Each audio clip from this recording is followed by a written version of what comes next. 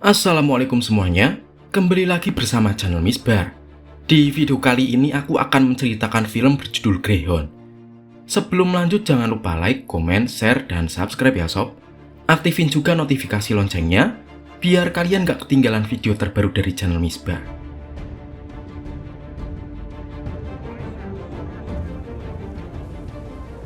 Film berlatar pada Perang Dunia Kedua dalam Pertempuran Atlantik. Selama Pertempuran Atlantik, konvoi HX-25 yang terdiri dari 37 kapal sekutu sedang menuju Liverpool. Pengawal konvoi terdiri dari kapal perusak kelas freighter US Skelling dengan julukan Greyhound yang dikapteni oleh Komandan Ernest Krause dari Angkatan Laut Amerika Serikat.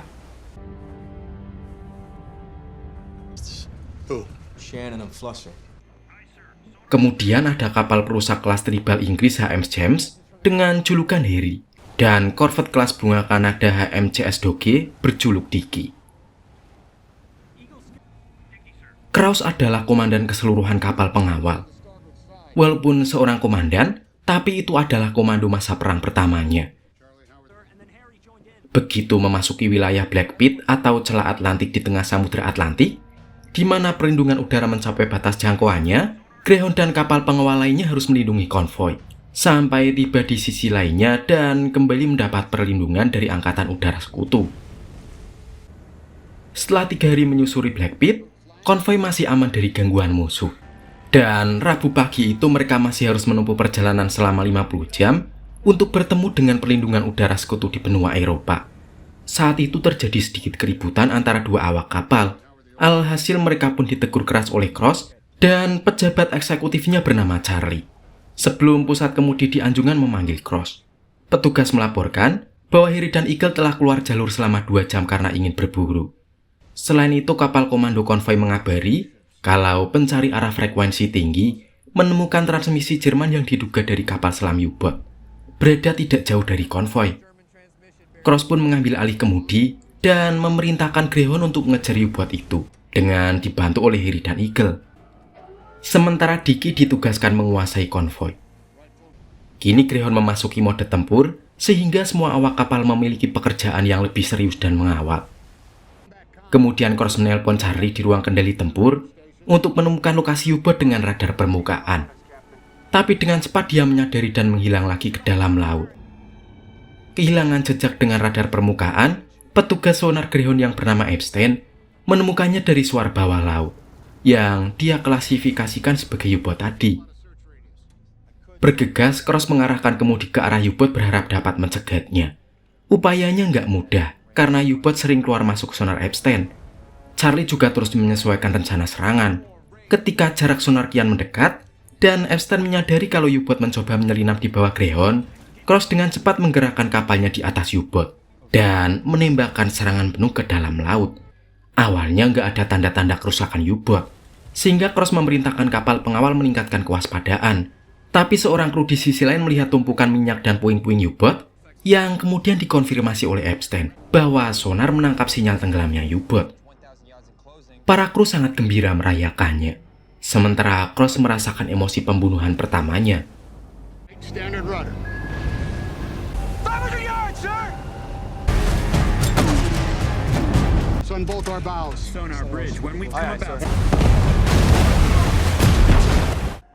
Kegembiraan itu nggak berlangsung lama. Kapal penyelamat Amerika Serikat tentang serangan bahaya di bagian belakang konvoi.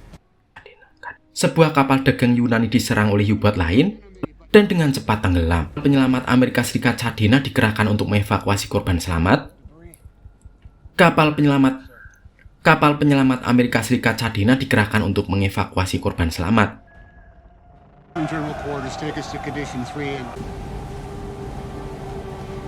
Epstein, sir. Good work.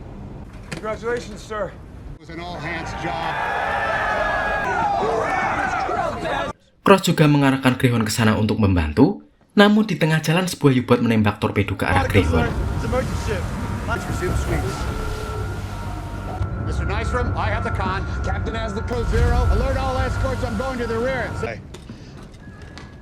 Comment.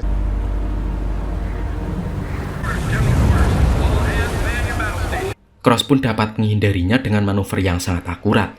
Para pelaut Yunani yang masih hidup diselamatkan, dan Greyhound kembali ke konvoi. Mereka melihat Wolfpack atau gerombolan serigala yang terdiri dari 6 U-boat di luar konvoi. Namun tak ada tanda-tanda akan mendekat. It's from Kadena, sir. She signals rescue completed. Yeah, waiting for nightfall. And we can't Steam hoses to keep the depth charges clear. maintain this screening position. Holding this course, I...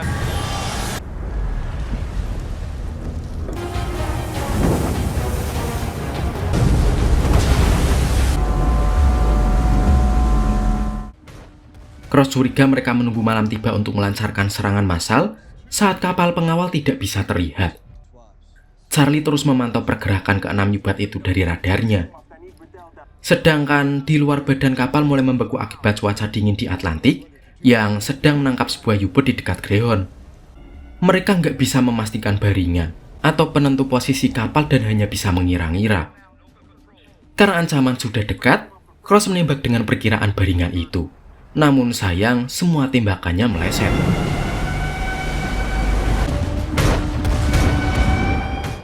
Petugas juga tidak bisa menemukan gangguan pada sistem radar. Satu-satunya cara yaitu harus mereset seluruh sistem, tapi nggak mungkin dilakukan saat itu, sehingga mereka belum bisa memperbaikinya. Malam harinya U-boat mulai menampakkan dirinya di tengah konvoi, dan Greyhound menembaki salah satunya. Tapi nggak melihat sebuah kapal barang ada di depan mereka, dan hampir saja terjadi tabrakan. All hands standard!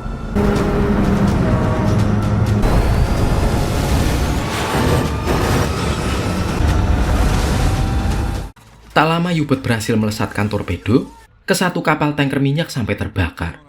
Hal ini membuat panik kapal pengawal hingga mereka asal melepaskan tembakan, membuat seorang kru Greyhound harus menjadi korban peluru nyasar itu. Lalu Cross memerintahkan untuk menahan tembakan dan menyerang saat U-boat menyelam. Namun karena banyaknya kapal di sekitar Greyhound, menyulitkan Epstein untuk mendeteksi posisi U-boat. Dan tanpa mereka ketahui, U-boat melemparkan umpan guna mengelabui mereka, sehingga saat serangan dilancarkan menjadi sia-sia. Dari kejauhan kapal tanker meledak, dengan para penyintas berada nggak jauh dari sana. Ketika Cross hendak menyelamatkan mereka, sebuah pesan dari Charina mengabarkan kalau konvoi bagian belakang membutuhkan bantuan. Dia sempat ragu, tapi akhirnya Cross memilih menyelamatkan para penyintas dulu, baru membantu ke belakang konvoi. On my command, Mr. Lopez. Find your helm across the column! Finding my helm, aye. Ketika penyintas yang berjumlah 4 orang berhasil diselamatkan, Greyhound bergegas ke belakang konvoi. Namun suara bahaya dari barisan belakang sudah terlihat terlebih dahulu, disusul dengan tenggelamnya kapal perbekalan Amerika yang ditorpedo U-boat. Saat sedang menyesali keputusannya, kapal U-boat berjuluk Grey Wolf menghubungi mereka dengan mengancam akan menargetkan Greyhound dan kapal pengawal lainnya sampai tenggelam. Setelah itu U-boat kembali melancarkan serangan dan total menenggelamkan 5 kapal konvoi dengan korban jiwa berjumlah 210 orang.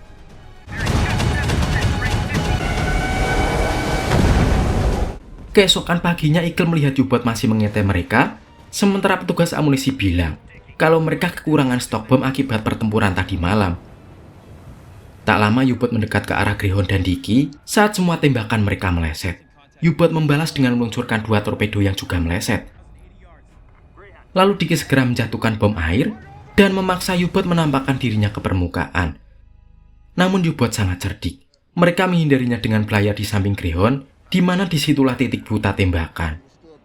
Dicky yang sudah menunggu juga kesulitan menembak U-boat. Bahkan pelurunya ada yang nyasar ke Greyhound.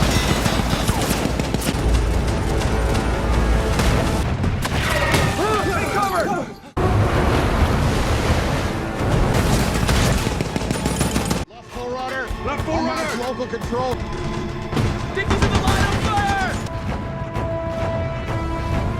Mereka juga dikejutkan dengan serangan U-boat yang mengenai badan Greyhound. Kemudian Cross membalas dengan serangan masif yang akhirnya menenggelamkan U-boat tersebut. Understood, Dickie.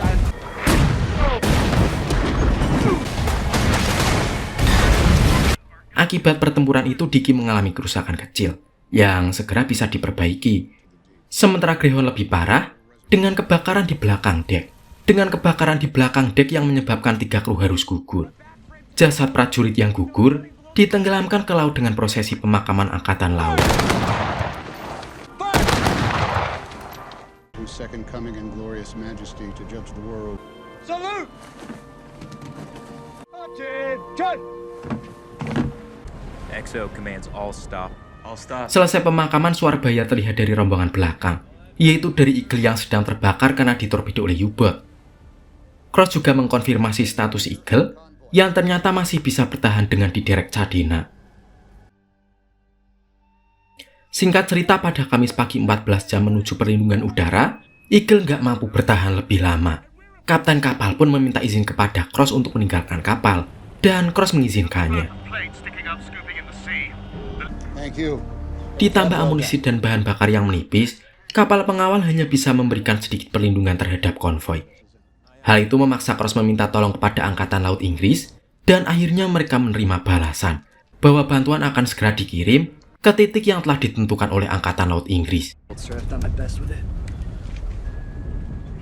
XO to the bridge. Harry and Dickie are low on depth charges and Jumat pagi 3 jam menuju perlindungan udara, Cross mulai kelelahan setelah berhari-hari kurang tidur. Dia mengganti sepatunya, dan tak terasa kakinya terluka akibat tak pernah membuka sepatunya berhari-hari.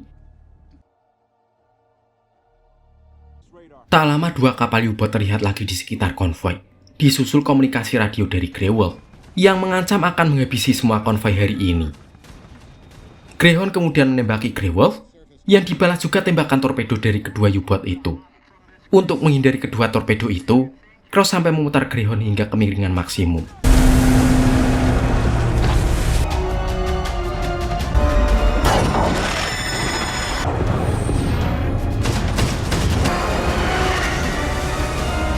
all hands brace for collision.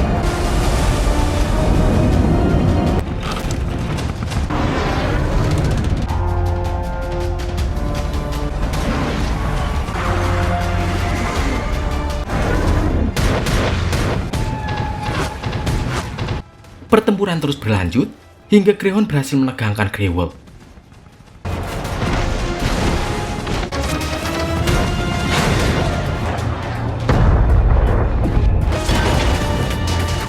Dan kini hanya tersisa 1 U-boat yang sedang membidik Greyhound. Tepat ketika perlindungan udara RAF datang dan akhirnya menenggelamkan U-boat tersebut dengan muatan bom dari pesawat pengebom PB Catalina dan memaksa sisa kawanan Grey Wolf dengan cepat melarikan diri sebelum ditemukan.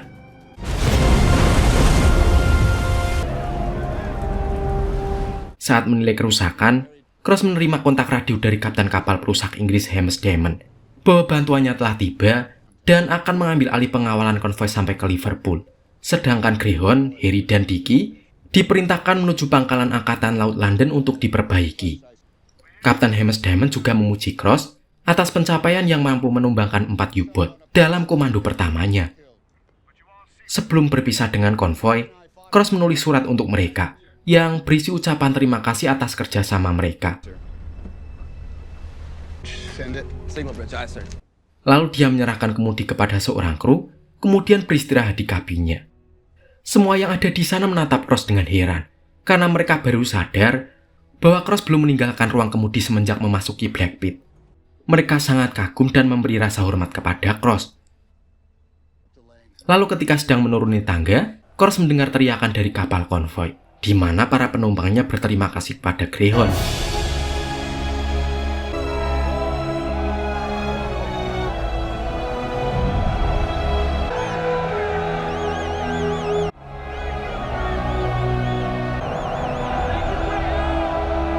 Cerita diakhiri dengan tembakan suar sebagai penghormatan kepada kru Greyhound dan kapal lainnya atas keberanian dan kemenangan mereka di laut.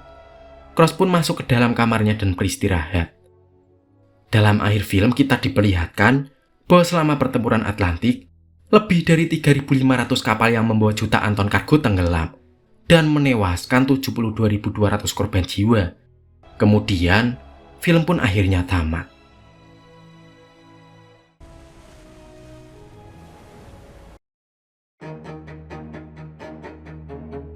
Itulah film Greyhound Sob. Sebelum pamit, aku mau ingetin nih.